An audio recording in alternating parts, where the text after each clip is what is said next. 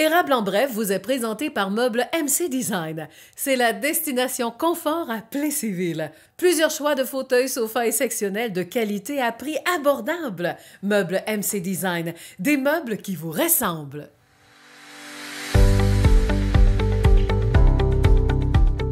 Mesdames, Messieurs, bienvenue à l'émission Érable en bref. Aujourd'hui, comme invité du côté de l'entrevue, eh bien, la TVCE reçoit Mme Catherine Coutel du Centre de prévention suicide de Arthabascan-Érable. Le suicide, un sujet tabou, mais grâce à notre invité, nous allons essayer de comprendre ensemble ce phénomène de société. Et aussi, c'est un phénomène qui est de plus en plus grandissant. Pourquoi en arriver là? Est-ce qu'il y a d'autres solutions avant de faire ce geste fatidique? Delphine Lambert, qui occupe maintenant le poste de conseillère en développement de la MRC de l'Érable, nous allons apprendre aussi à mieux la connaître. Pour l'instant, voici votre bulletin de nouvelles et en manchette, il est certain que nous allons vous parler surtout de COVID-19. Augmentation des cas à la ressource intermédiaire L'Amitié à Plessisville.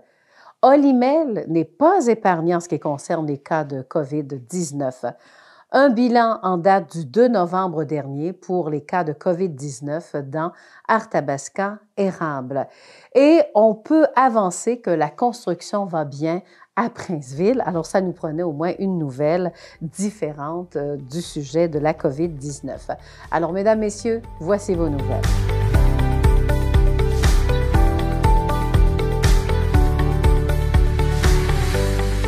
COVID-19, la deuxième vague a multiplié les cas à la ressource intermédiaire de l'Amitié de Plessisville.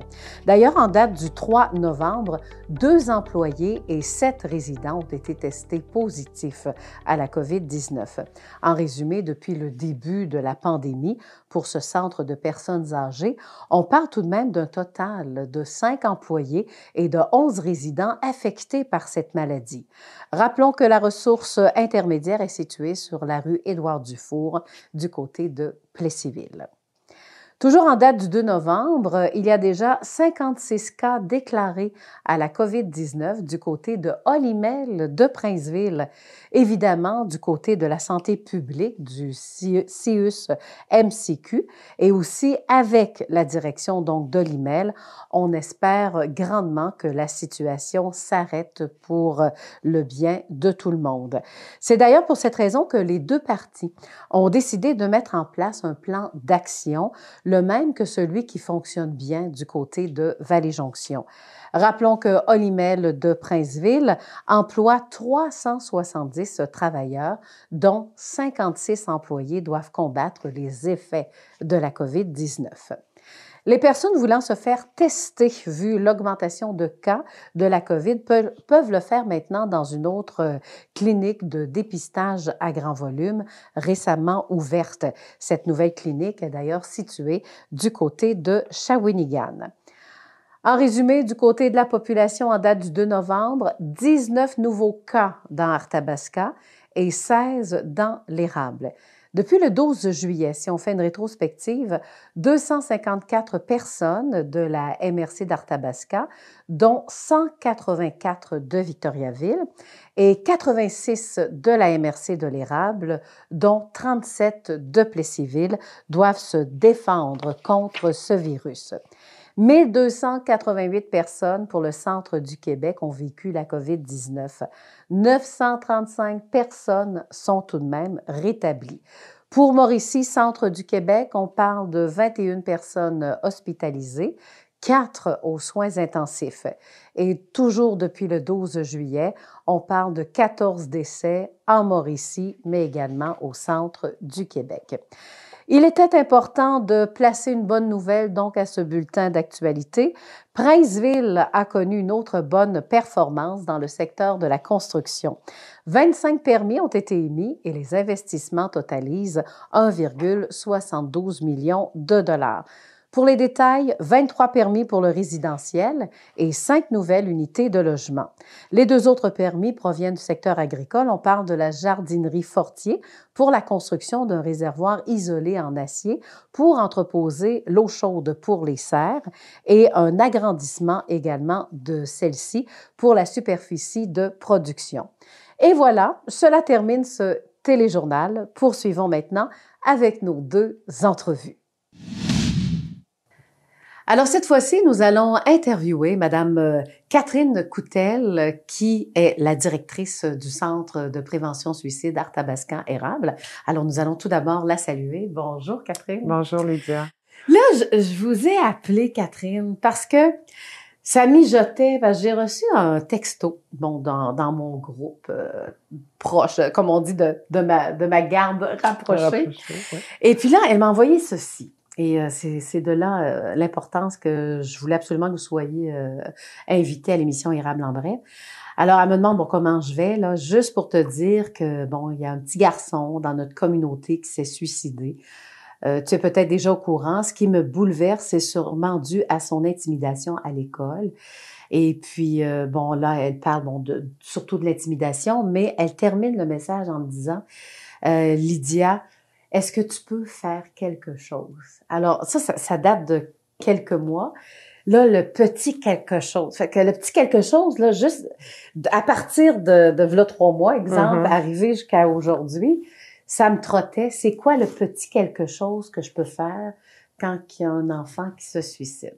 Alors là, à un moment donné, je rencontre René Verville. Vous connaissez René Verville? Oui, mon président du conseil d'administration. Bon, alors président, puis là, il me regarde et il dit, Lydia, ben, je suis sur le CA de prévention, justement, la prévention suicide Arthabascan Érable. Et là, il m'a absolument conseillé, ben, parle vraiment à Catherine. Alors, de là, et vous avez dit oui tout de suite quand je vous ai parlé. Oui, absolument. Bon, alors, il y a des gens comme moi qui se font demander, fais quelque chose. Je fais quoi? C'est quoi le petit quelque chose? Ben, moi, de mon côté, c'est que vous soyez là. Le petit quelque chose. Le petit quelque chose, c'est déjà ça. C'est ça, on part comme ça. Le petit quelque chose, si on prend, en fin de compte, la détresse, moi, je vais parler de détresse profonde chez des jeunes. Ça existe. Alors, faut pas le nier, faut pas le cacher. Alors, à partir de là, le petit quelque chose qu'on peut faire, c'est d'en parler de cette détresse-là, de faire en sorte que les jeunes, justement, qui ressentent une détresse aussi profonde, un malaise, un mal-être, d'avoir mal au niveau de leurs émotions, au niveau d'eux, là, de pouvoir avoir l'ouverture, d'ouvrir vers ça et d'en parler. Ouais. Mais comment on le sait? Bon, je me mets dans la position des parents, par exemple. Comment je le sais, moi, que mon enfant, il va pas bien? Quand il est à la maison, c'est beau, le sourire serviable. Comment j'identifie que mon enfant va peut-être faire l'acte? Oh, je vous dirais pour des parents, je te dirais, pour des parents, c'est très difficile la plupart du temps. Ils ne le voient pas. Bon. Parce que l'enfant qui souffre à ce point, il va le cacher parce qu'il veut protéger ceux qu'il aime. Alors, pour ne pas que son papa, sa maman puissent souffrir, pour pas qu'ils sentent qu'ils souffrent, alors il cache beaucoup ça. L'enfant va beaucoup plus le démontrer souvent à ses amis, juste dans son milieu scolaire, plus il va démontrer des signes beaucoup plus à l'extérieur de sa propre famille rapprochée, qui est papa, maman et peut-être les sœurs. Bon, dans ce cas-là, on tombe dans le groupe d'amis, exemple. Oui. Bon, alors le groupe d'amis, souvent on est des chums, des amis, on dit, ben on croit pas, il le fera jamais. Ou, problème, là. On a un déni. Non, on n'a peut-être pas un déni, je dirais, pour avoir suivi les choses par la suite et tout ça. Ouais. C'est pas que les amis ont un déni. Les amis se rendent compte que oui, ça va pas, tout ça. Mais moi, j'appelle ça beaucoup le poids du secret. Et ça, faudrait y travailler beaucoup. Parce que le poids du secret, c'est de dire, ben, il m'a confié ça, mais je le dirai pas parce que c'est mon ami. Puis je veux pas qu'il pense que je l'ai trahi. Je voudrais pas qu'il se choque contre moi. Je veux pas. Ça fait que je vais garder ça pour moi. Je veux pas perdre sa confiance. Voilà. Et c'est là. Alors, à partir de là, le poids du secret, il faut y travailler. Moi, je dirais d'en travailler beaucoup dans les écoles, ça. Faudrait que ça soit travaillé. Le poids du secret, de garder pour soi que mon ami, en fin de compte, va pas bien. Mon ami, il est très malheureux. Mon ami me dit que dans le fond, la vie, elle vaut pas la peine, que de toute façon, moi, oui, et même d'aller à verbaliser réellement qu'il pense à s'enlever la vie. Faut pas garder ça. Faut pas garder ça. Parce qu'en vérité, c'est un poids du secret que on veut garder notre ami, mais si on veut réellement le garder, faut l'aider. Et pour l'aider, c'est d'en parler. Parce que souvent, quand on n'en parle pas et que ça arrive des événements comme ça, ben moi qui étais l'ami de ce jeune-là ou de cette jeune-là, peu importe, qui est parti, qui s'est ennuyé de la vie, comment moi maintenant je vais vivre ça? Trouvez-vous qu'il y a beaucoup de suicides dans la région où je rêve? Parce que je me sens, là, présentement, je suis en train d'identifier dans ma tête tous ceux qui se sont suicidés, là. Ouais. Il y en a beaucoup. On a une région qui est reconnue pour avoir un taux de suicide quand même assez haut. Depuis quelques années, par exemple, on travaille fort. On s'est fait connaître beaucoup aussi comme centre de prévention. Et je dis centre de prévention suicide, mais en vérité, c'est plus de prévention de la détresse profonde, de la détresse psychologique qui pourrait amener quelqu'un au suicide. C'est là-dessus qu'on travaille beaucoup. Oui. Et par notre travail, ben, ça s'est abaissé, par exemple. Ça, c'est encourageant. Mais ce qui est encouragé, c'est qu'on en parle. Vois-tu, aujourd'hui, je suis avec toi, Lydia. Oui. Ben, à cause de cette dame-là. Oui, il faut en parler. Et un coup, là, bon, le drame arrive, OK? Parce que là, j'ai des noms dans la tête. Le drame arrive. À quoi peut servir le centre de prévention suicide Arthabasca-Érable? Il y a un suivi, vous accompagnez, vous recevez un appel des policiers, comme de quoi déplacez-vous à tel... Comment ça fonctionne? Donc, comment que ça fonctionne? Oui, souvent, on va être appelé, nous, on appelle ça la postvention, en fin de compte. Fait qu'on va être appelé pour se rendre sur les lieux, pour rejoindre la famille et soutenir la famille dans les premières heures. Et là, on les accompagne vraiment. On les accompagne... Le choc est là, ça vient de se faire. Puis vous allez vraiment dans la maison où le drame souvent s'est passé? On va y aller, ou souvent les policiers, les premières actions vont être à l'hôpital. Parce que souvent, la personne va être transportée à l'hôpital, donc la famille suit à l'hôpital. Donc, on va directement à l'hôpital et on commence notre suivi là. Par la suite à ça, on suit la famille. On continue à la suivre. Et on va aller avec elle pour qu'elle arrive aussi à recevoir les services qu'elle a besoin d'avoir. Comme service? Ben nous, on va commencer à la soutenir dans le deuil, c'est sûr, dans le choc, tout ça. Après ça, ben si on va les suivre. Si on s'aperçoit que, exemple, c'est un choc traumatique parce qu'en fin de compte, exemple, la personne a trouvé. Donc, dans ce temps-là, ça prend quand même des psychologues spécialisés en MDR. Fait qu'en fin de compte, on va les accompagner pour aller demander les services au CDC ou autres pour qu'ils reçoivent rapidement. Il y a une chose qui est importante à savoir. Entre guillemets, on a un deuil. On s'attend que la personne va mourir, elle est malade. Bon, ils disent que c'est 1 an.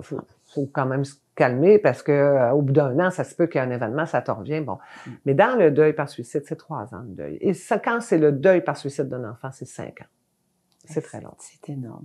Même la vie n'est plus jamais pareille. Là. Jamais.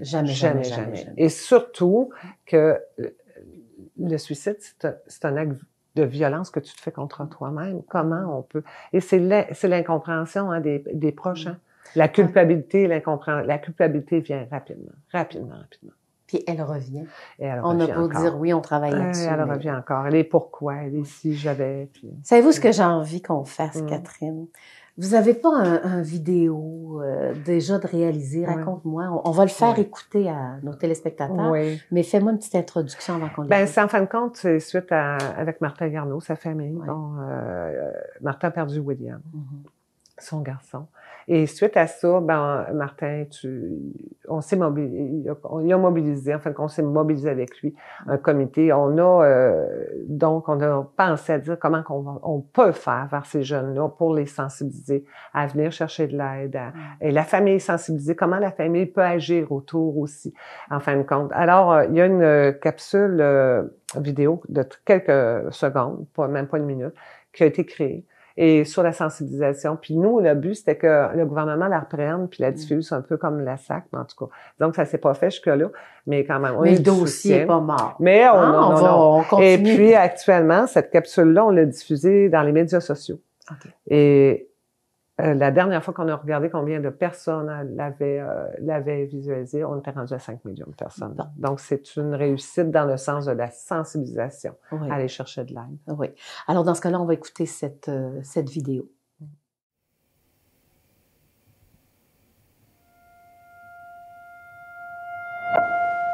Reste encore. Reste donc. Reste avec nous. Service d'ambulance, c'est pour quelle ville? C'est mon fils, madame. Quel âge a-t-il? 18. Est-ce qu'il est conscient? Non. Est-ce qu'il respire? Non, il bouge pas, il fait rien. OK, monsieur, on va commencer les manœuvres de réanimation. Est-ce que vous voulez que je répète comment faire? Je suis pas capable, madame! Je suis pas capable! Puis? Restes-tu? Centre de prévention suicide. Je reste.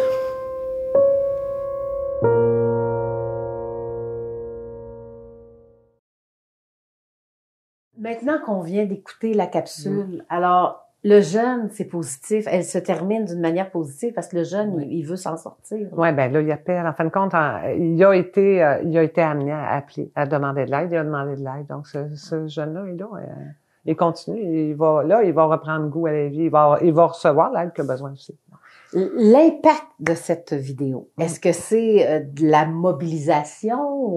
L'impact, c'est de la sensibilisation qu'on a fait. Mais pour arriver à créer cette vidéo-là, il a fallu quand même la créer, puis il devait avoir une levée de fonds parce que ça se donne pas.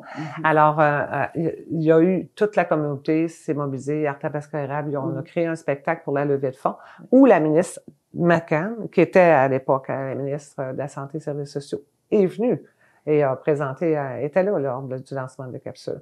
Et puis à partir de là, on a sensibilisé nos élus, on a sensibilisé le gouvernement qu'il fallait faire quelque chose pour notre jeunesse. Notre jeunesse, là, faut pas nier, c'est vrai qu'elle est en détresse. Nos jeunes, là, actuellement, on a 24% de nos jeunes 0-10 ans, là, qui sont, et c'est les chiffres du gouvernement, là, ils sont en détresse. Ils ont de la détresse psychologique, ces jeunes-là, de l'anxiété, des troubles alimentaires. Il en parlait encore dans le journal aujourd'hui ou hier.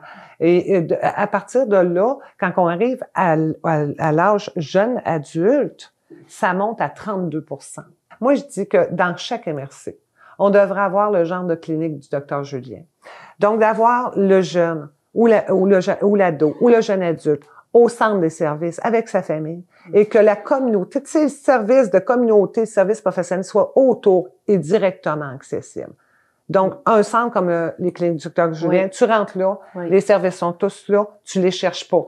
Alors, il y a plus de craque dans le plancher, il n'y a plus rien. Mais ce genre de clinique-là, puis on a des communautés, nous, ici, mobilisées, on est capable de le faire. Il s'agit d'avoir une volonté politique d'y arriver et avec tout ce qu'on entend, la détresse des jeunes, ce qui se passe aussi au niveau de certaines organisations qui devraient aider les enfants, puis dans le fond, il y a des catastrophes qui arrivent actuellement. Mettons les services en amont pour notre jeunesse, s'il vous plaît. Ça fait 3 ans, 4 ans qu'on se bat, qu'on tape sur le clou. Et on n'arrêtera pas de taper parce que la communauté peut aider. Il y a une expression qui dit, ça prend un village pour élever un enfant. Mais entre organismes, au moins, ça fait quand même des leviers, là. Oui, on travaille bien. C'est justement, on travaille déjà bien entre nous, les organismes communautaires. Je travaille avec la Sûreté du Québec, je travaille avec l'hôpital, je travaille avec les psychiatres, je travaille avec tout ce monde-là. Un monde merveilleux, un monde volontaire, mais un monde qui a une volonté forte de travailler ensemble.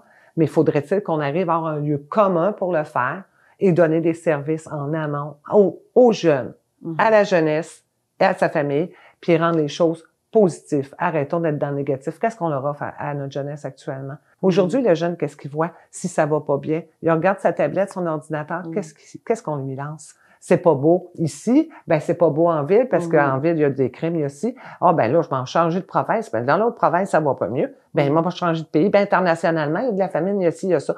Fait que le jeune, il reçoit juste, est bombardé d'un idéal d'avenir, excuse-moi, pourri. Est-ce qu'on pourrait changer le message qu'on envoie à notre jeunesse? Travailler avec eux, écoutez-les. Je vais vous en donner une solution, Lydia. Vas-y. Oui, parce qu'elle sait importante. Vas-y. Écoutez votre jeunesse. Écoutez les jeunes. Ils savent ce qu'ils veulent, ils savent qu'est-ce qu'ils ont besoin. Nous, on est là pour les accompagner et les aider à aller le plus loin possible. On n'est pas là pour savoir ce qui est bon pour eux. Mais vous avez dit le mot magique, c'est l'écoute. Écoutez. Écoutez. Écoutez. On n'écoute pas assez. C'est jamais assez. Ils ont le temps.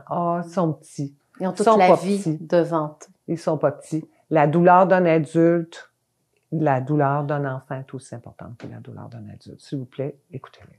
Ben merci beaucoup de votre visite. Puis j'espère que j'ai répondu à l'appel de cette dame. Si on n'a pas réussi à répondre, mais je pense qu'il va les. Ben oui, il y a nos numéros de téléphone, on peut appeler, puis n'hésitez pas. C'est intéressant de se rencontrer, de pouvoir en parler. Moi, j'adore quand on m'interpelle. Au moins, on peut en parler. Ben merci beaucoup de votre visite aussi, grand merci, Catherine Coutel, donc la directrice donc du Centre de prévention suicide Arthabasca Érable.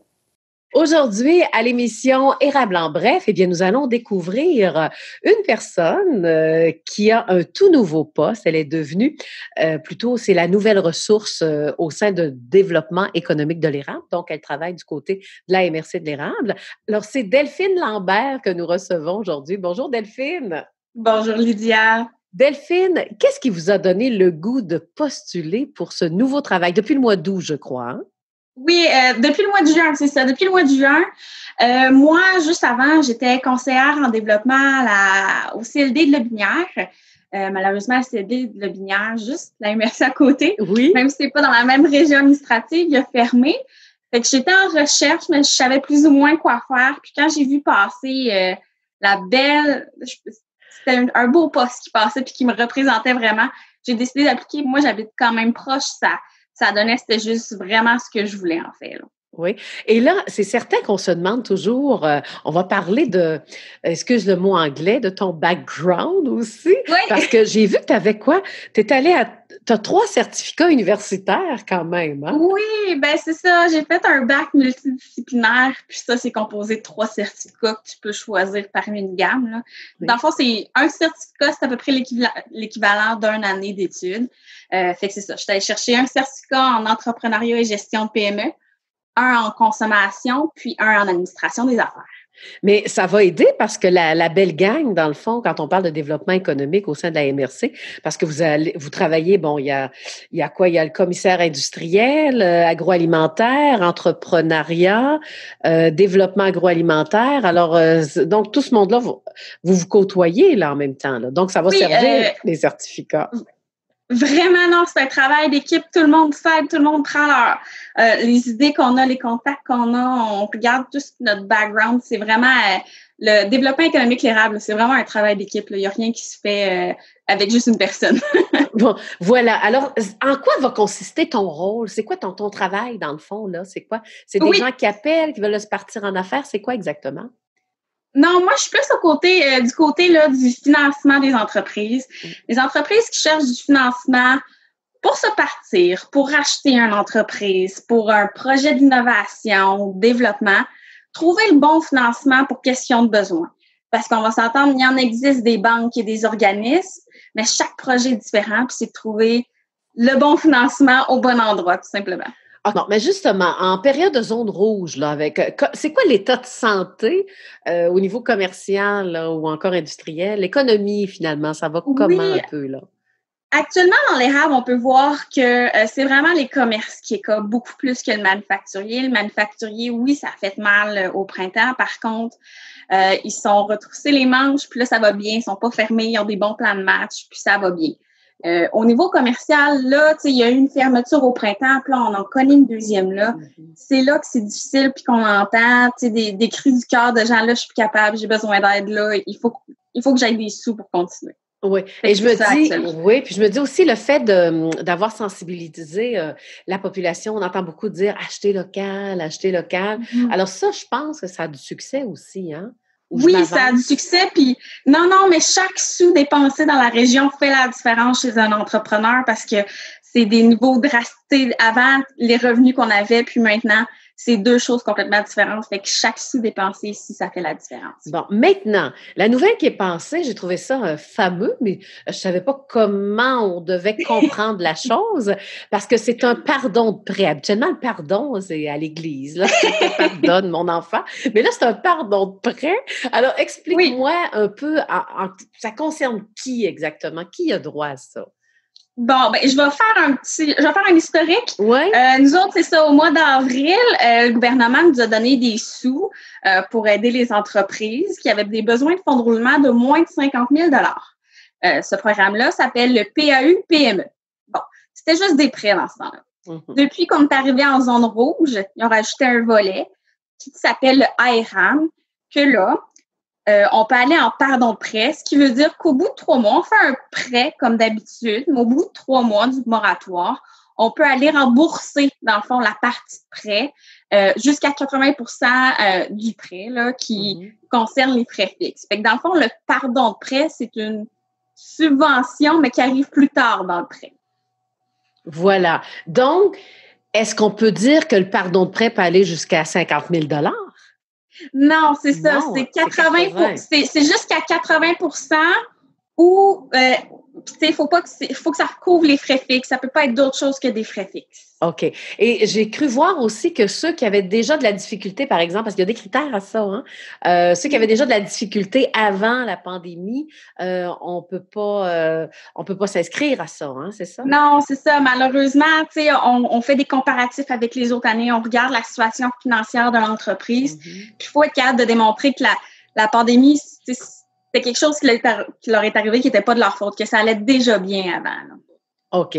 Alors, est-ce qu'il y a d'autres critères à surveiller ou… être en zone rouge, mais là, actuellement, on le sait.